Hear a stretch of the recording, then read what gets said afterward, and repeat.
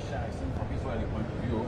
Thank you, and welcome to Israel, by the way. I think the question from Israelis' point of view is that in the meantime, because everybody wants this plan, no question about that, in the meantime, as you mentioned, every day Hamas is rearming, pre-preparing, doesn't give back our dead hostages. So the question is whether in the meantime the US should let Israel to act on the other side of the Gaza Strip. In this way, the ISF future war will also be easier. That's the question. Thank Well, you. right now there's an agreement in place, right? And that requires both sides to live up to their commitments.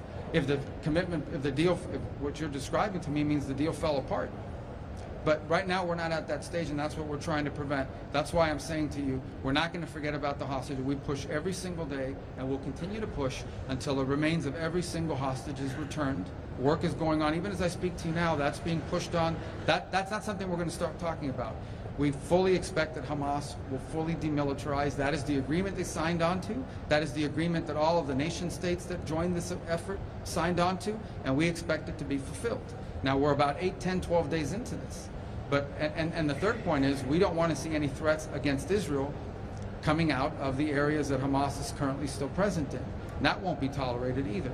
So the president's made that very clear, that if Hamas threatens Israel or fails to demilitarize, this will be taken care of. But that is what this whole effort is about, is making sure that all of those commitments are met on both sides.